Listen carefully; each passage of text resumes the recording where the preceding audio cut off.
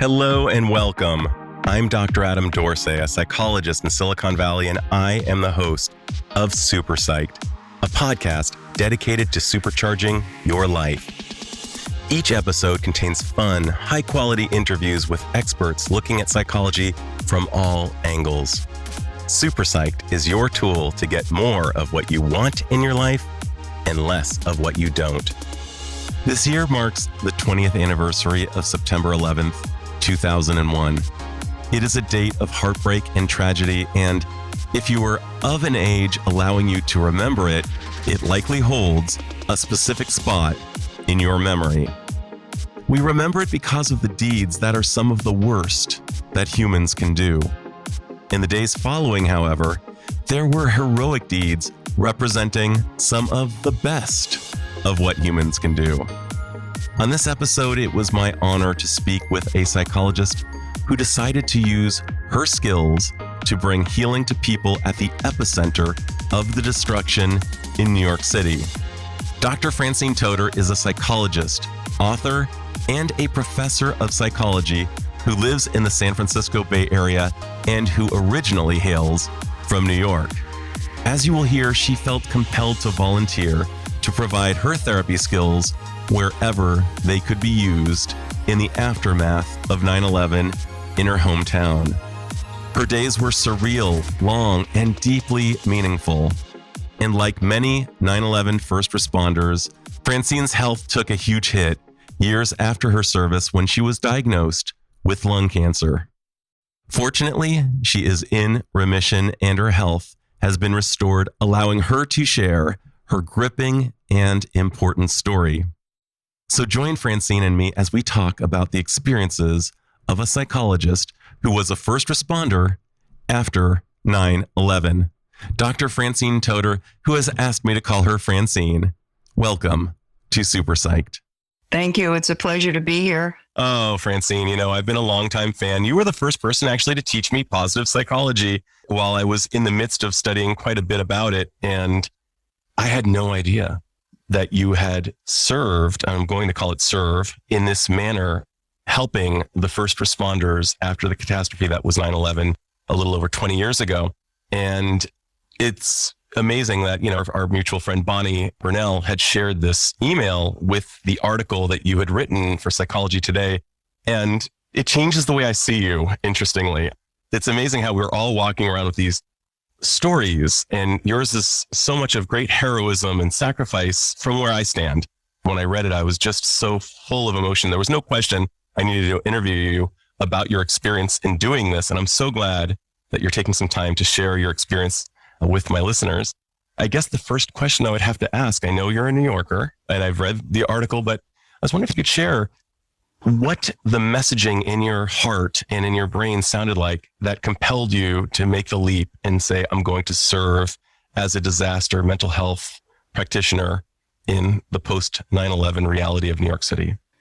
When that event happened, it was extremely traumatic. Also, because I am a New Yorker, because I grew up in that area, because I went to college in New York. And at the same time, I was the chair of the Santa Clara County Psychological Association's Disaster Mental Health Committee. I was in charge of disaster mental health for Santa Clara County, and I thought, who better than me to go and serve? I am a New Yorker. I'm at a stage in my life where my kids were grown up, and I could leave my private practice for a few weeks. I wasn't sure how long I'd have to be there. It turned out I was there for 3 weeks. I talked to my clients and I told them that I wanted to do this, and they were all very supportive. My family, not so much. Yeah, I was wondering about Joe. You're married to a wonderful man for 46 years. I was wondering, how did he respond? He was all for it, but it was my kids who were fearful of me going to jump into a dangerous which they perceive as a dangerous situation.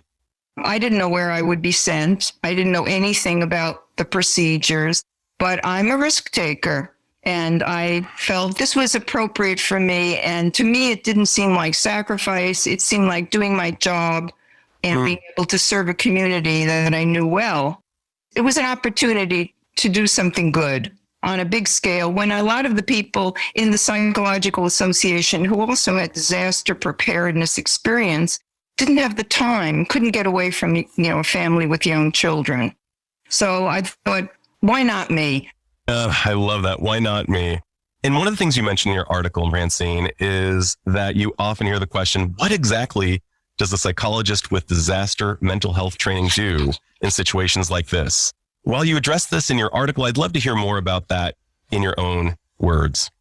Well, I do hear that question, what on earth were you doing at ground zero? And since my role was to support first responders, and that included police, firefighters, other kinds of responders like dog handlers or dogs that were trained to sniff out and find humans who were still alive, those kind of people.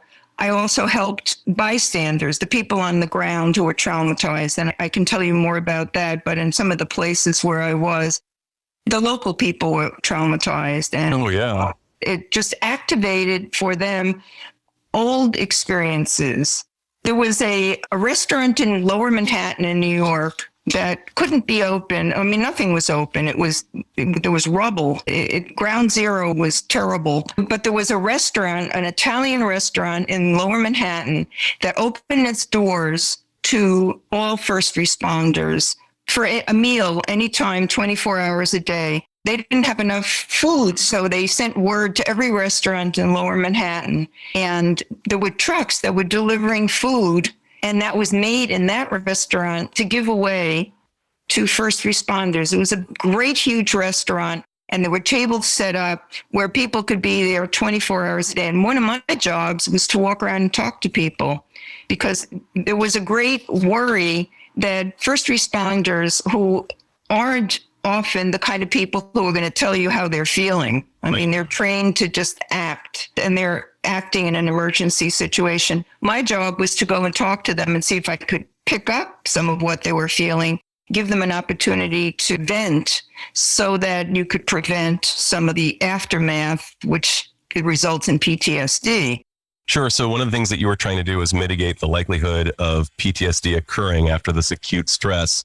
And you were talking and allowing them to discharge. I have this image of you kind of almost like a bee pollinating flowers, like walking and just having meaningful, brief exchanges that relied on your training. A lot of people think, a friend could do this. And oftentimes, due to the training that psychologists receive, this is not just a friendly conversation. This is actually a healing interchange. And I'm wondering, if you could speak a little bit to that. Well, the goal was healing. Well, first allowing them to vent so that they don't have to carry this with them. The opportunity to heal after that, but also an opportunity to assess. If I were to perceive that this is a dangerous situation, then I would have some responsibility to act on. And I didn't see that, actually. These people are very well trained. But again, one of my responsibilities was to go to ground zero, to actually the very, very place where the remains of the building stood. And there was an outpost that was created for firefighters and police, kind of a headquarters right there.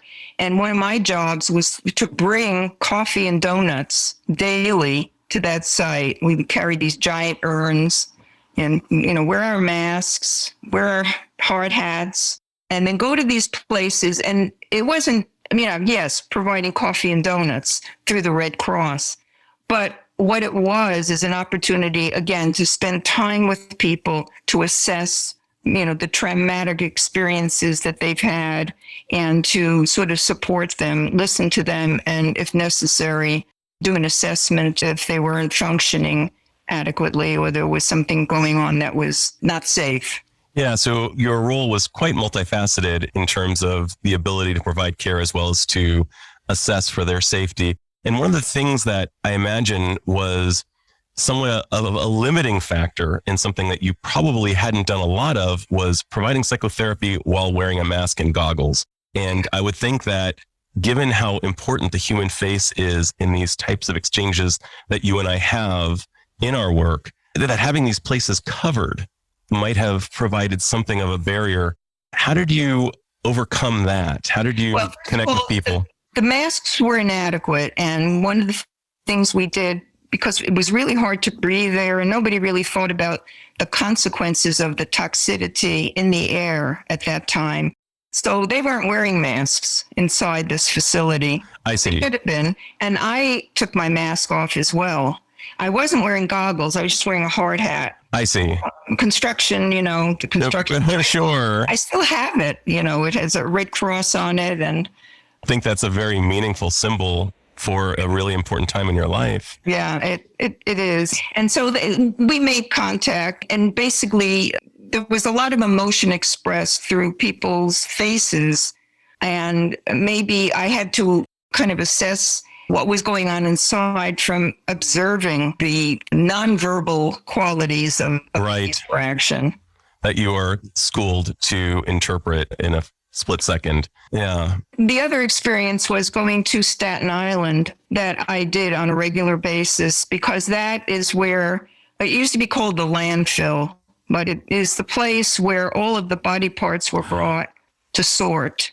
And there was a big facility there and there were people working there. And my job really was to do the same thing there, to comfort, to assess, to provide support of whatever kind I could, and to give people an opportunity to talk about that very grotesque situation. There were clergy people there from all faiths. I didn't write that in the article. There wasn't space for that.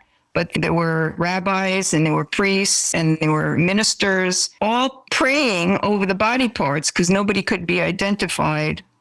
It was quite something. I mean, there were trucks there from morgues and coroner's office, and there were people working there. So my job was to help people stay sane, basically. And so I go around during the lunchtime, basically, and walk from table to table, sit down, have a cup of coffee with someone.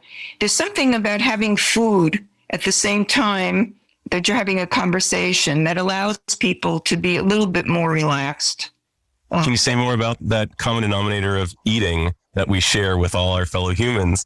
It sounds like that really, it's funny as I hear you even say that, the word companion actually is derived from the idea of breaking bread together, the word pan in the middle and kolm together. So there's something about it it sounds like it increased the speed with which you were able to establish rapport and companionship with the people.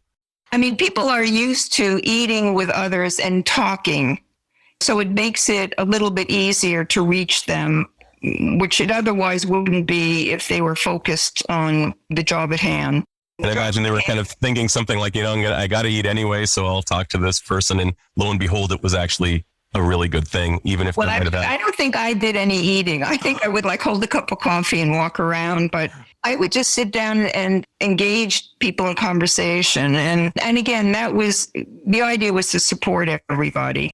There was a subsequent plane crash that happened on November 7th.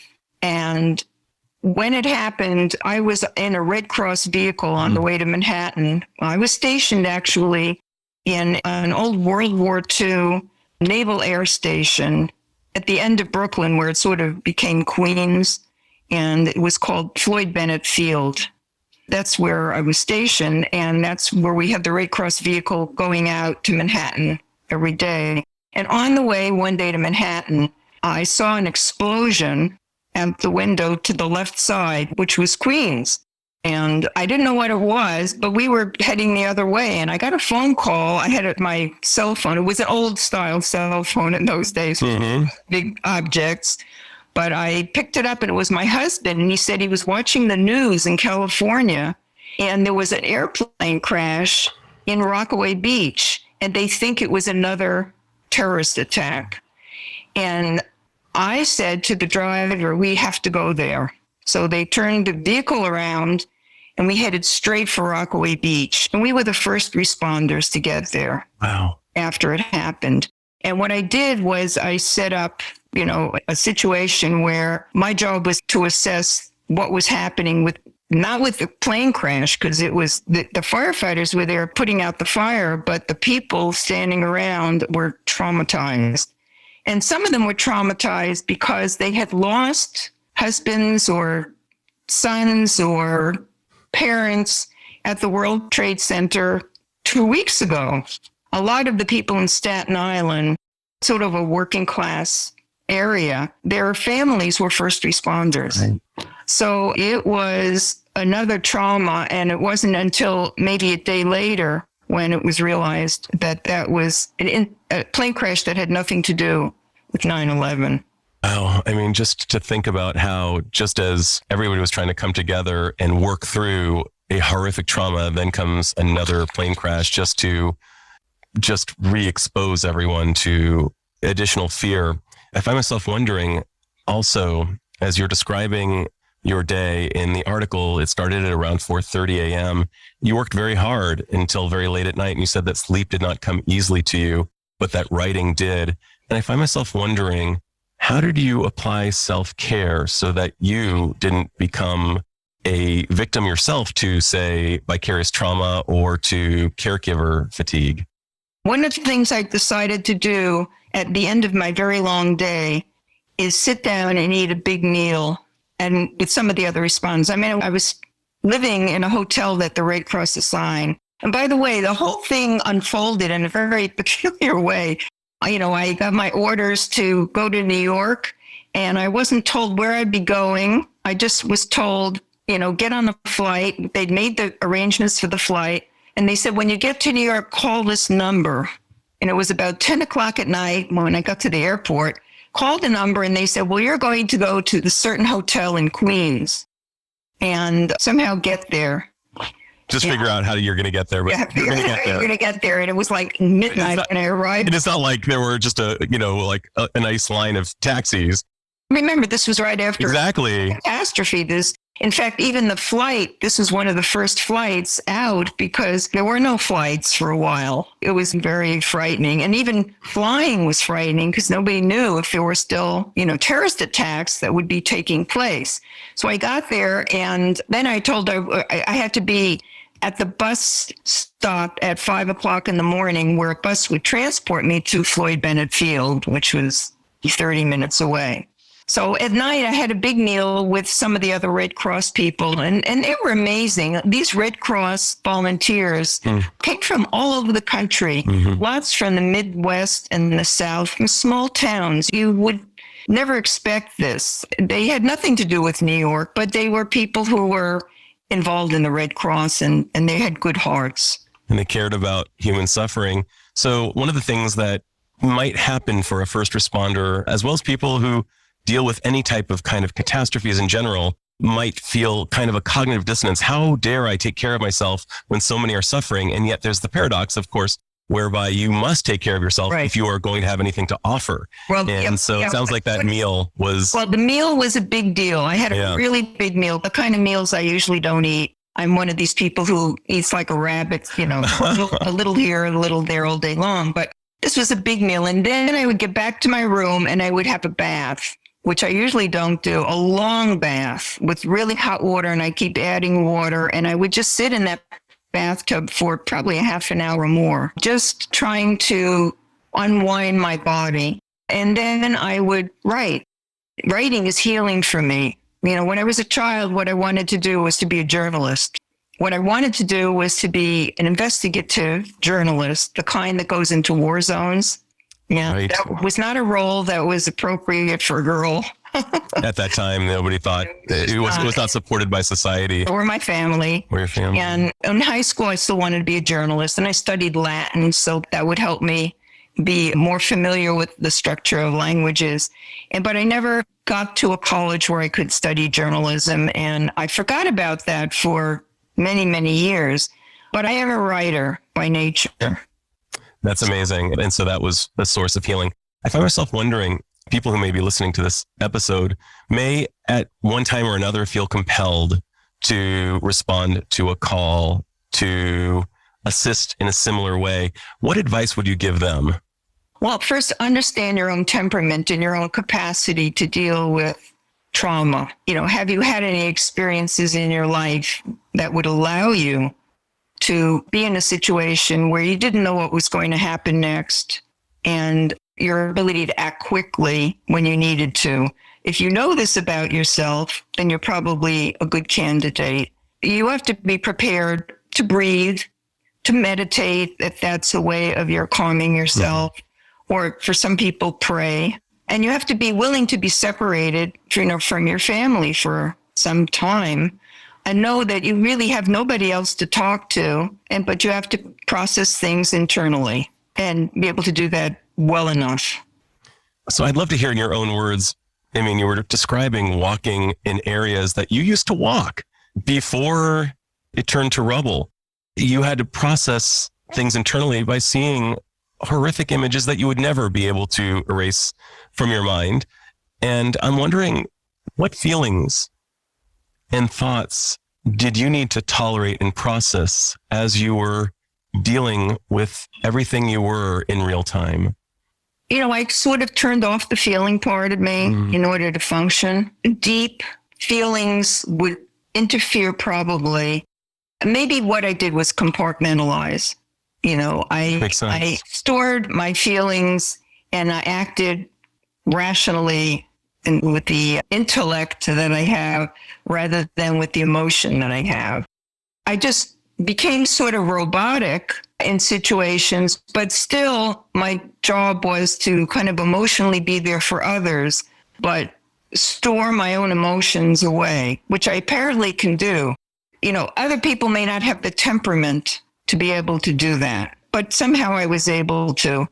Yeah, but it does. I mean, I refer to compartmentalization as, a really great short-term coping strategy, but if it becomes kind of a long-term go-to, it can be problematic. And I'm wondering, after you returned, and of course we're going to return back to New York in just a second, but after you returned from this, I imagine that some of that needed to come out. Some of the things that you had compartmentalized needed to come out in some way, shape, or form, whether it was in writing or in talking or perhaps your own therapy. Can you describe a little bit of that? Perhaps some of the stuff that couldn't be expressed while you were attending in this kind of triage fashion of, hey, right now my attention goes to the crisis.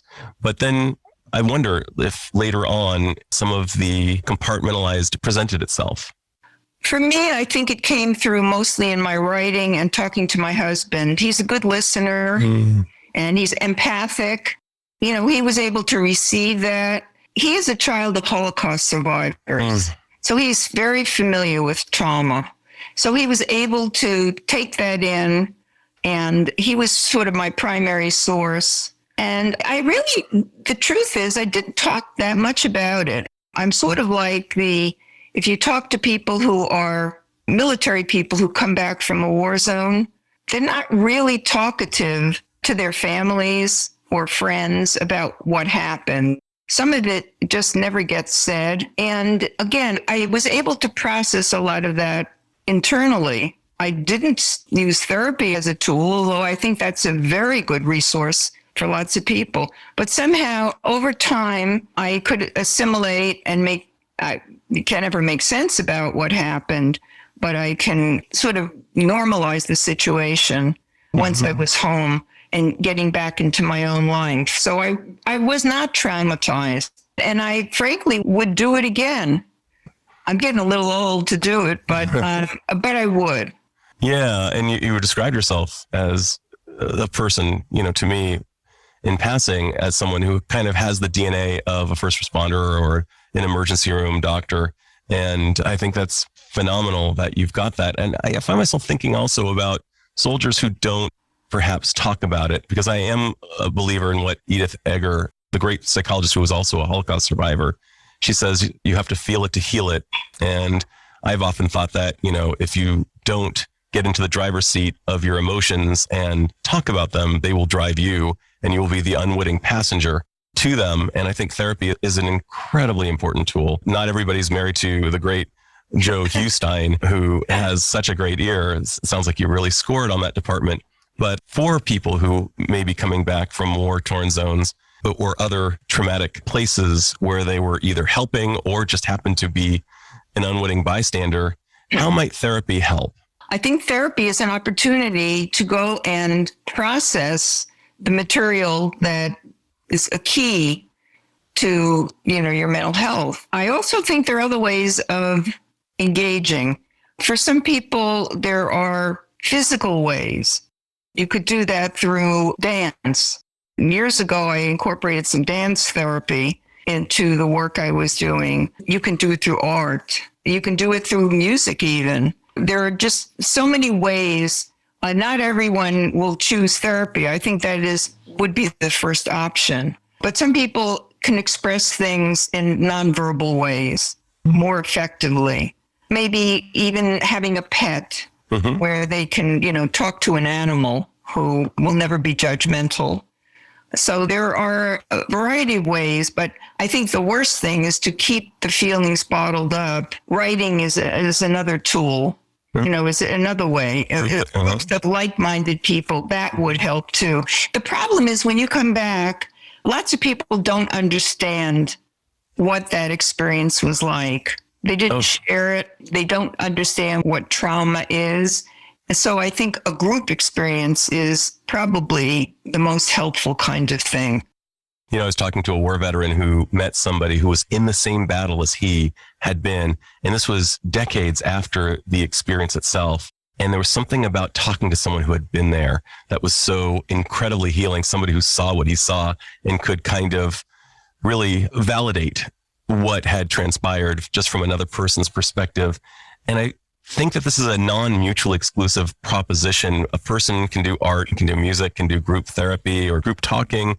Certainly, I'm a huge fan of the idea of pets and all the healing that they provide. And therapy can be one of the tools. And I do like kind of a multimodal approach to dealing with complex situations such as trauma. So I think this is really useful what you're offering. Francine, after going and doing what you did, I imagine that your worldview changed somewhat. And I'm wondering, what did you learn about human behavior that you didn't know before you served? Well, in a crisis situation, people come together. There's some relevance to our situation today. If suddenly a UFO came down to Earth and we all had a common enemy, all of us would come together. We wouldn't be having the political strife that we're having now. We would have a common enemy. Well, the common enemy at 911 was this disaster. And I saw people in New York do things that I'd never seen before. I mean, the taxis used to honk their horns a lot, and I didn't hear any of that. It was a really quiet and subdued place where people were kinder and gentler to each other. And I think that is one of the things that happened. I don't know whether it's continued. I haven't been back to New York in a while, but I do think it changed the character of New York. And I don't know about the rest of the country, because one of the things that happens over time is that people forget. And there are lots of people alive today who really don't know much about 911 or what happened there. So let's talk about that. The forgetting versus obsessing. There's, on the one end of the continuum would be just forgetting that it ever happened. The other end would be obsessing about it and not being able to live life. I'm wondering, how can we properly remember this, keep it as a source of instruction and perhaps caution as well as inspiration to us? How can we hold 9/11 in our minds? People do things according to their nature, their personality, their family history. People who are obsessive probably going to keep obsessing. I mean, I think you need to remind yourself that time moves on and that we're in a different place in our lives right now. People grieve, people heal. I don't know now how many people are obsessing about that. I'd say even the first responders, many of whom were seriously injured, many died, some were permanently impaired physically. We've seen a lot of these people on TV. They all feel like what they did was the right thing. And I don't think they feel heroic, and certainly I don't feel heroic, but it was the right thing to do. And you feel good about yourself, even though the situation was so horrific. Forgetting, I think that's a natural thing that happens. People move on, and if you remind them, the feelings may come back, but not in the painful way that they first exhibited themselves. To pivot a little, Francine, one of the heartbreaking pieces for me in your article was that, like many first responders, you were diagnosed with lung cancer about 10 years after you provided services. And thankfully, it appears that you've recovered and others weren't so fortunate. I was wondering, what types of services or protections do you wish were available to first responders who may experience health risks after rendering their services? People were issued masks at the time, but by the time I got there, it was a couple of weeks after the attack, and most of the good masks, the equivalent of N95, or there were masks that have built-in respirators in them, they were all gone. So nobody thought much about it. We were using kind of cheap masks that really weren't that protective. People didn't think much about it. I mean, you had a job to do, and face protection seemed like, well, it's not anything you should pay attention to. And this happens in situations all over. Even today we have these gigantic forest fires in California, and firefighters are going into situations not entirely prepared because there are just too many fires and not enough firefighters. So what do I wish would happen is that people would pay attention to the potential consequences of putting themselves in a dangerous situation. And what could that look like? I mean, are there any protections that perhaps services that the government could offer, or that, well-intentioned people who live in the neighborhoods where these things are happening, like, what are some things that could be offered, as well as perhaps, I'm guessing adequate masks so that people don't get lung cancer for doing the right thing? Yeah. One of the things that happened afterwards was there was a committee set up to assess the needs of first responders who were injured and pay maybe reparations or medical bills for people who qualified. I never sought those.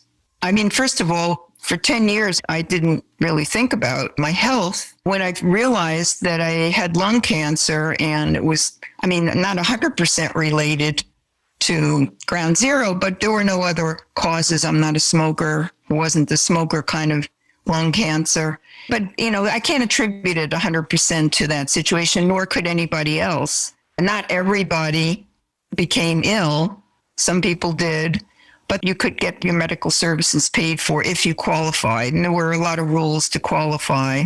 And they're still dealing with the payments to the families who lost somebody. And this is a really long process. There are a lot of people involved.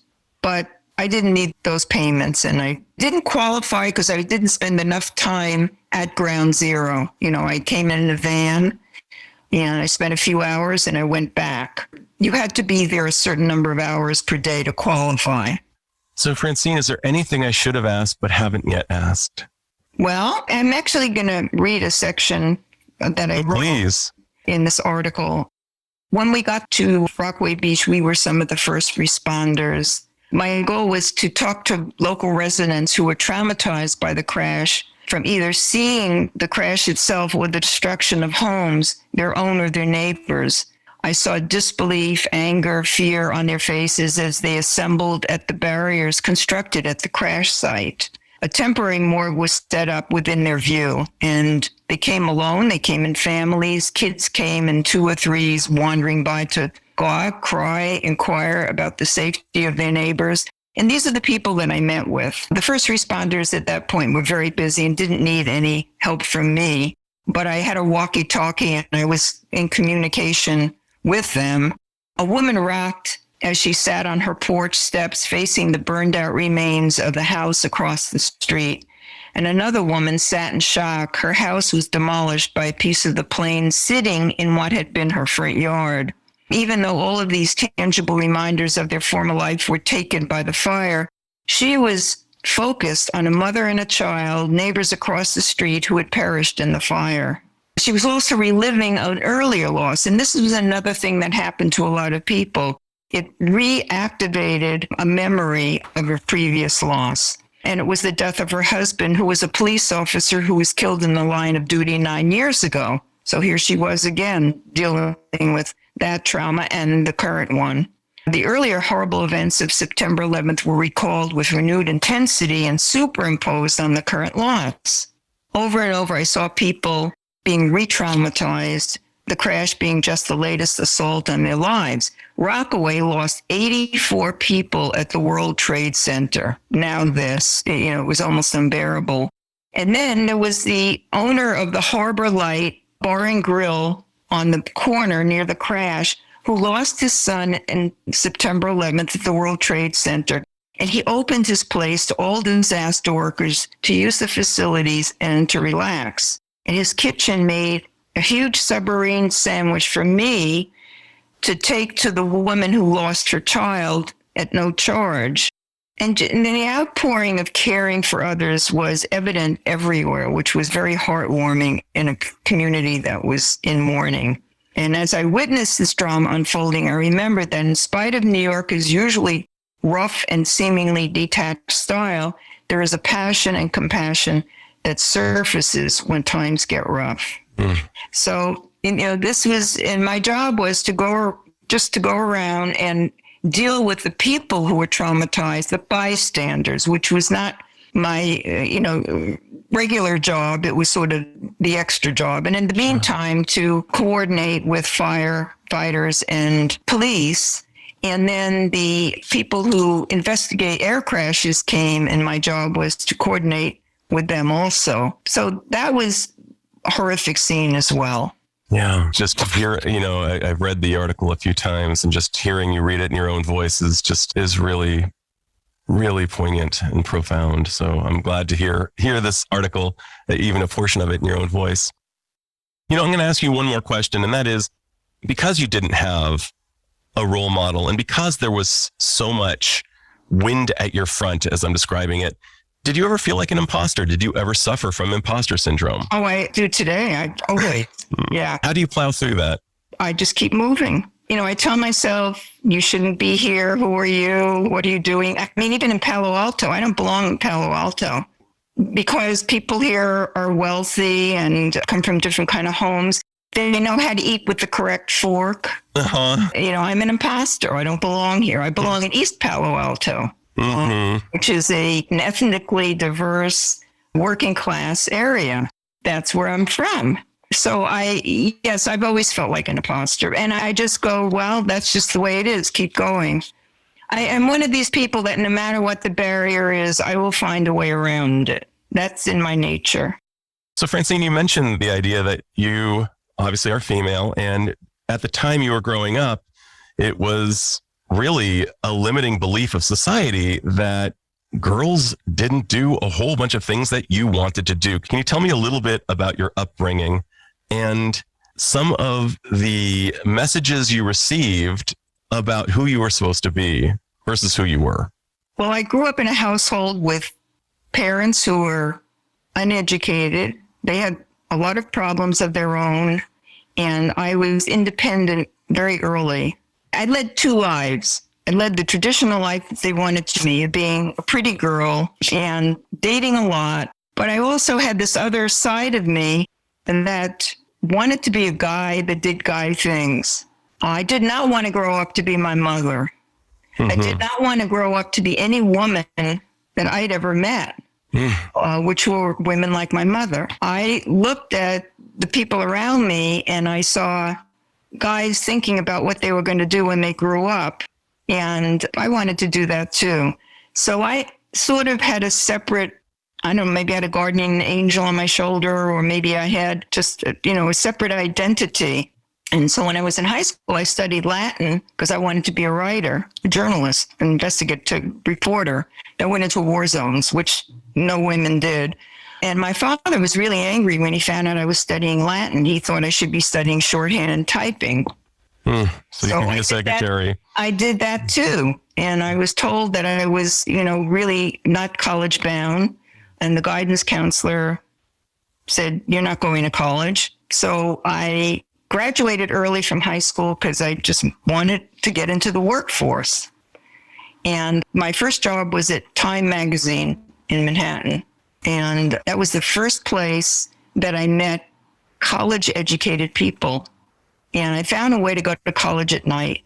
And my parents had no understanding and they had no support for that. But I went to the local college, which was City College downtown. And I took some courses at night. And the night dean asked me why I was a night student. And I said, because I'm not the type of person that goes to college, but I still wanted to. And he said, well, I think you should be the kind of person that goes to college. Why don't you go during the day? And I said, well, I need to work. And they said, well, why don't you take a job at night and go to school during the day? So I did. I was positioning myself at that point to be in a very different world from my family. Then later I married the first guy who was leaving New York and going to graduate school that I knew from college. And I went off and started that adventure of higher education, which my family had no idea about. They had no idea who I was. And that was the beginning of becoming the person I wanted to be. And what kind of blows me away as I hear this is that you had wind at your front in the form of people saying, you can't do this.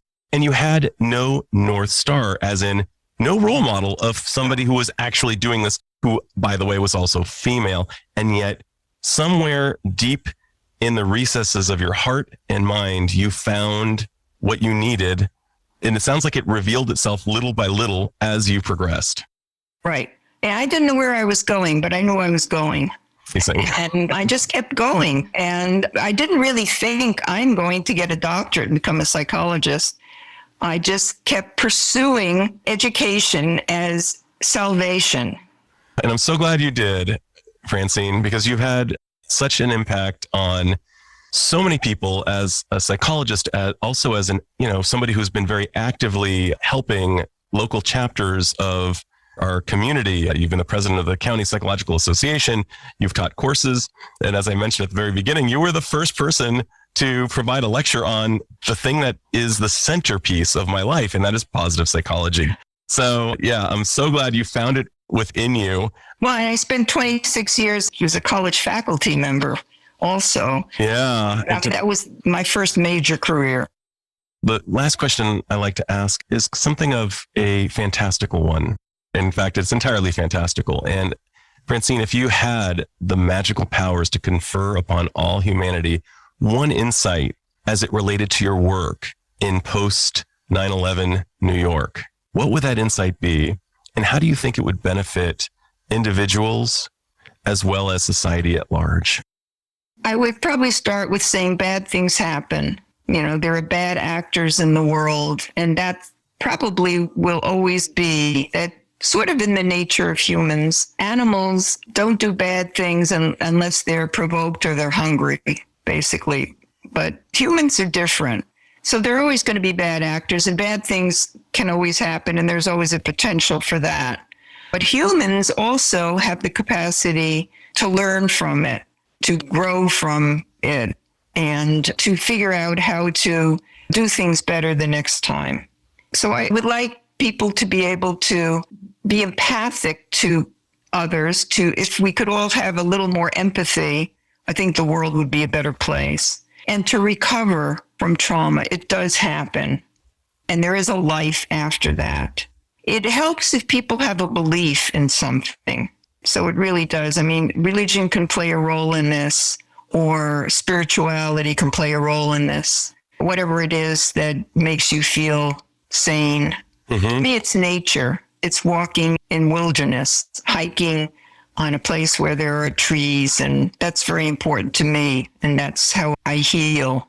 You know what I'm taken with about your story, amongst many other things, is the confluence of the best and the worst that humans have to offer. The worst from the attackers and the best from the responders, as well as some of the bystanders who were helping out by giving large amounts of food, and New Yorkers really being loving and kind to each other. It sounds like, in spite of the fact that the minority of people may do horrible things, and horrible things have happened and will happen, but it sounds like the majority of people really do have these great human traits of empathy and humans' great potential. And one of the other things that we didn't talk about, but I feel like just mentioning, is the concept of post-traumatic growth. And you are, I know, a fellow positive psychologist. And one of the great findings in trauma is that, yes, indeed, what doesn't kill us could make us stronger. I always say with the caveat, it depends on how we attend to that thing that didn't kill us.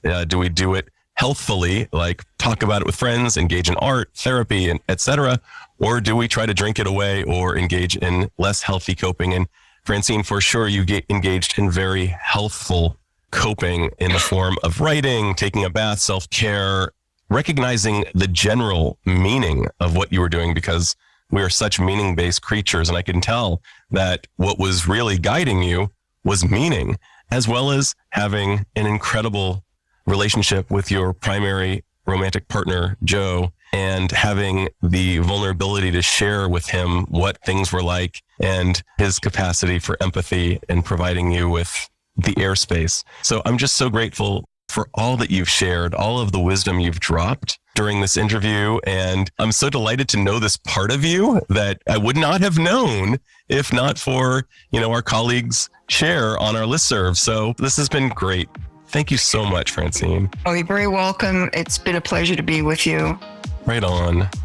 This is Dr. Adam Dorsey thanking you for listening to Super Psyched.